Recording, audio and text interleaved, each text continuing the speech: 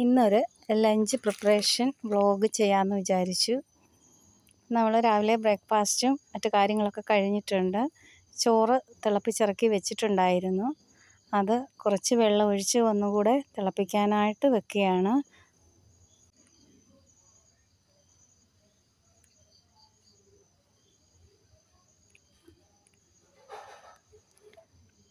സ്റ്റൗവിലേക്ക് വെച്ച് stove on ചെയ്ത് കൊടുത്തിട്ടുണ്ട്. ഇന്ന് മത്തിയാണ് നമുക്ക് കിട്ടിയിട്ടുള്ളത്. മത്തി ഇന്ന് ഇലിമ്പൻപുളി ഇട്ട് കറി വെക്കാമെന്ന് വിചാരിച്ചു. കുറച്ച് ചിക്കൻ ഫ്രിഡ്ജിൽ ഇരിപ്പുണ്ടായിരുന്നു, അതും കൂടെ ഒന്ന് ചൂടാക്കി എടുക്കണം. നമ്മുടെ ചോറൊക്കെ തിളച്ച് വന്നിട്ടുണ്ട്. നമ്മൾ അതിലേക്ക് കുറച്ച് ഉപ്പ് ഇട്ട് കൊടുക്കുന്നുണ്ട്. എന്നിട്ടൊന്ന് നന്നായിട്ട് ഇളക്കി കൊടുക്കുന്നുണ്ട്.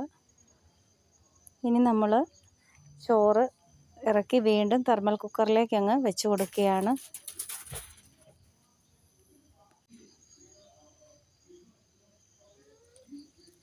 ഇനി ഒരു 3/4 മണിക്കൂർ കൂടി ഈ കുക്കറിൽ ചോറ് വെച്ച് കൊടുക്കും. ഇനി നമ്മൾ മീൻ കഴുകിയെടുക്കാനായിട്ട് പോവുകയാണ്. ഇപ്പോൾ എന്താണെങ്കിലും നമ്മുടെ കുഞ്ഞ് ചാള കിട്ടാനില്ല.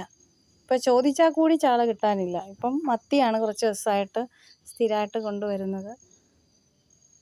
അപ്പം മീൻ നമ്മളങ്ങ് കഴുകിയെടുക്കുകയാണ്.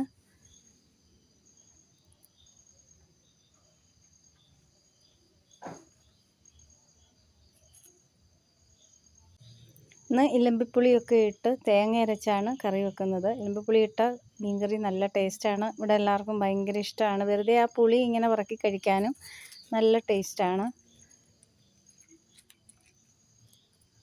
അപ്പോൾ ഇനി നമ്മൾ കുറച്ച് കോവയ്ക്ക മെഴുക്ക് പുരട്ടി വെക്കാനായിട്ട് എടുത്തിട്ടുണ്ട്. നമ്മൾ മീനുള്ള അരപ്പ് റെഡിയാക്കാനായിട്ട് പോവുകയാണ്. തേങ്ങ മിക്സിയുടെ ജാറിലേക്ക് ഇട്ട് കൊടുത്ത് അരച്ചെടുക്കാം. ആവശ്യത്തിനുള്ള മുളക് പൊടി, മഞ്ഞൾപ്പൊടി, മല്ലിപ്പൊടിയൊക്കെ ഇതിലേക്ക് ഇട്ട് ആവശ്യത്തിന് വെള്ളം ഒഴിച്ച് നമ്മൾ പെട്ടെന്ന് അരച്ചെടുത്തുകൊണ്ട് വരികയാണ്.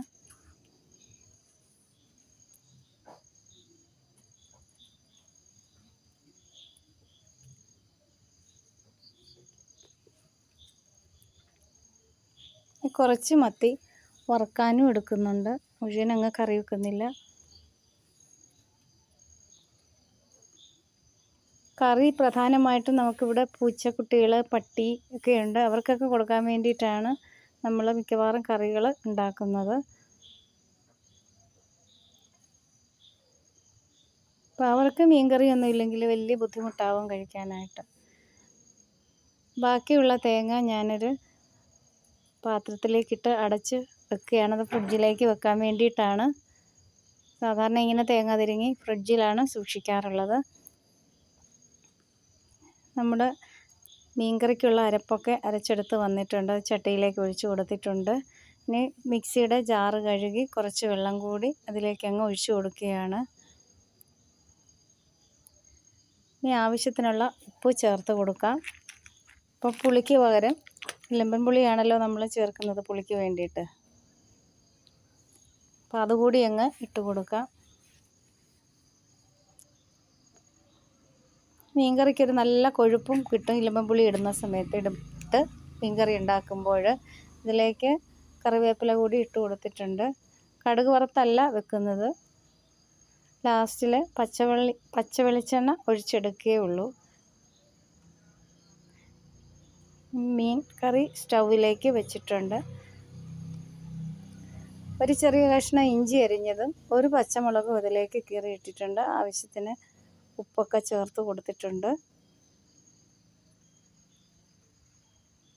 ഇനി അതൊരു സ്പൂണ് വെച്ച് നന്നായിട്ടൊന്ന് ഇളക്കി കൊടുക്കുകയാണ്. ഇനി അതൊന്ന് തിളച്ച് വരാൻ വേണ്ടിയിട്ട് ചട്ടി നമുക്കങ്ങ് മൂടി വെക്കാം. നമ്മുടെ കോവയ്ക്ക മെഴുക്ക് പുരട്ടിക്ക് വേണ്ടി അരിഞ്ഞെടുത്ത് വെച്ചിട്ടുണ്ട്. സവാളയും കറിവേപ്പിലയൊക്കെ ഇട്ട് കൊടുത്തിട്ടുണ്ട്. ഇനി അതിലേക്ക് തന്നെ ഇതിലേക്ക് ആവശ്യമുള്ള പൊടികൾ അങ്ങ് ചേർത്ത് കൊടുക്കുകയാണ്. മഞ്ഞൾപ്പൊടി, മുളക് പൊടിയൊക്കെ ഇതിലേക്ക് ചേർത്ത് കൊടുക്കുന്നുണ്ട്.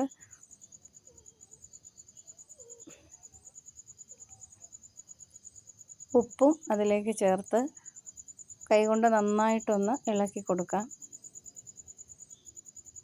മുമ്പൊക്കെ എണ്ണയിൽ തന്നെ പൊടികളൊക്കെ ഇട്ട് കൊടുക്കുകയായിരുന്നു ചെയ്യാറുള്ളത്. പല രീതിയിലും ഞാൻ മെഴുക്ക് പുരട്ടി ഉണ്ടാക്കാറുണ്ട്. മെഴുക്ക് പുരട്ടിക്ക് വേണ്ടിയിട്ട് ഒരു ഫ്രൈ പാൻ സ്റ്റൗവിലേക്ക് വെച്ച് കൊടുത്തിട്ടുണ്ട്.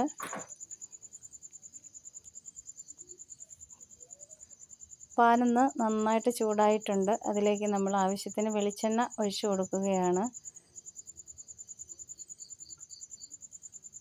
വെളിച്ചെണ്ണ ഒഴിച്ചതിന് ശേഷം നമ്മൾ മെഴുക്ക് പുരട്ടിക്ക് അരിഞ്ഞു വെച്ചിരിക്കുന്ന കോവയ്ക്ക അതിലേക്ക് ഇട്ട് കൊടുക്കുകയാണ്.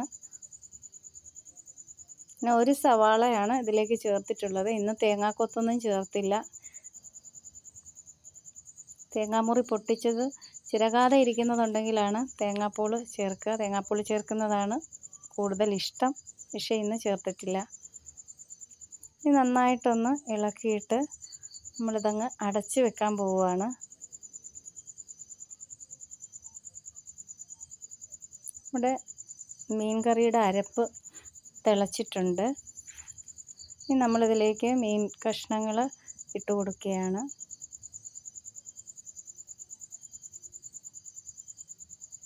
ഇത്രയും മീൻ നമ്മൾ വറുക്കാനായിട്ട് വരഞ്ഞ് വെച്ചിട്ടുള്ളതാണ്.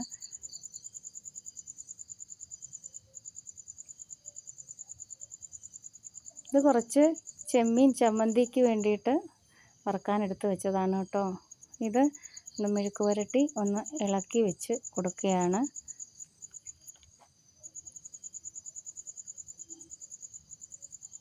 നന്നായിട്ടൊന്ന് ഇളക്കിയതിന് ശേഷം നമുക്കൊന്ന് അടച്ച് വെച്ച് കൊടുക്കാം.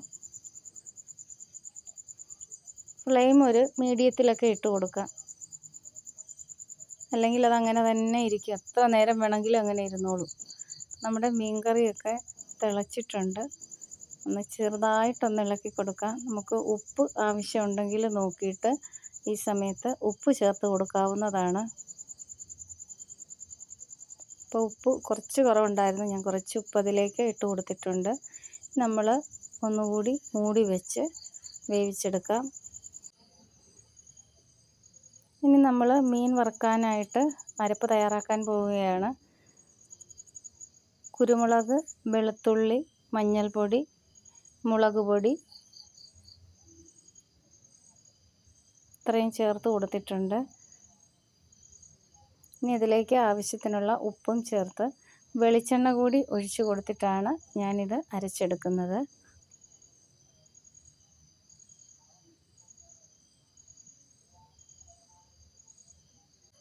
അരച്ചു കൊണ്ടുവന്ന അരപ്പ് മീനിലേക്ക് നന്നായിട്ടങ്ങ് തേച്ച് പിടിപ്പിക്കുകയാണ്.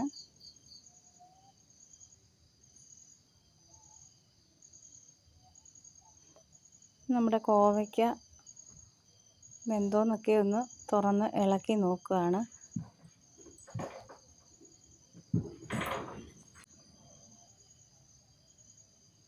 ഇത് മിക്ക ദിവസവും കോവയ്ക്ക കാണും, മെഴുക്ക് പുരട്ടിയോ തോരനോ ഒക്കെ ആയിട്ട്. ഇനിയിപ്പോൾ കോവയ്ക്ക തുറന്ന് വെച്ച് ഒന്ന് വേവിച്ചെടുക്കാം. അതിനകത്ത് എന്തെങ്കിലും വെള്ള നനവോ അങ്ങനെ എന്തെങ്കിലും ഉണ്ടെങ്കിൽ അത് വറ്റിച്ചെടുക്കാം. കോവയ്ക്ക മെഴുക്ക് പുരട്ടി ഇവിടെ റെഡി ആയിട്ടുണ്ട്. അത് മാറ്റിയിട്ട് നമ്മൾ മീൻ ഫ്രൈ ചെയ്യാനായിട്ടൊരു പാൻ സ്റ്റൗവിലേക്ക് വെച്ച് കൊടുത്തിട്ടുണ്ട്. മീൻ കറി ചാറൊക്കെ വറ്റി വന്നിട്ടുണ്ട്. അതിലേക്ക് വെളിച്ചെണ്ണ ഒഴിച്ച് കൊടുത്തിട്ടുണ്ട്. കടുക് വറക്കുന്നില്ല, വെളിച്ചെണ്ണ ഒഴിച്ച് എടുക്കുകയാണ്. ഒരു തണ്ട് കറിവേപ്പില കൂടി അതിലേക്ക് അങ്ങിട്ട് കൊടുക്കുന്നുണ്ട്. ഇനി നമ്മൾ മീൻ ഫ്രൈ ചെയ്യാനായിട്ട് പാനിലേക്ക് ആവശ്യത്തിന് വെളിച്ചെണ്ണ ഒഴിച്ച് കൊടുക്കുകയാണ്. മീൻ കറി റെഡിയായി. ഒരു തണ്ട് കറിവേപ്പില മീൻ ഫ്രൈ ചെയ്യാനുള്ള എണ്ണയിലേക്ക് നമ്മളിട്ട് കൊടുക്കുന്നുണ്ട്. അതിനുശേഷമാണ് മീൻ പറക്കി വെക്കുന്നത്. ഞാൻ മുൻപൊന്നും ഇങ്ങനെ വെളിച്ചെണ്ണയിൽ കറിവേപ്പിലയൊന്നും ഇടുകയില്ലായിരുന്നു. ഓരോരുത്തർ ചെയ്യുന്നതൊക്കെ കണ്ടിട്ടാണ് ഞാൻ സത്യത്തിൽ ഇങ്ങനെ കറിവേപ്പില ഇട്ട് കൊടുക്കാൻ തുടങ്ങിയത്. നല്ല ടേസ്റ്റാണ്.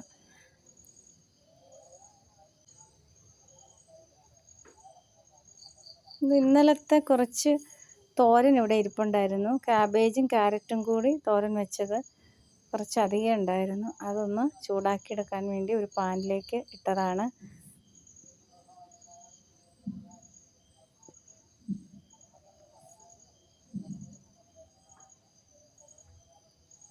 മീൻ ഫ്രൈ ഒക്കെ ഒരു സൈഡ് മീൻ മറിച്ചിട്ടിട്ടുണ്ട്. മീനൊക്കെ മുരിഞ്ഞ് വന്നിട്ടുണ്ട്. ചോറ് വാർത്തെടുത്തിട്ടുണ്ട്.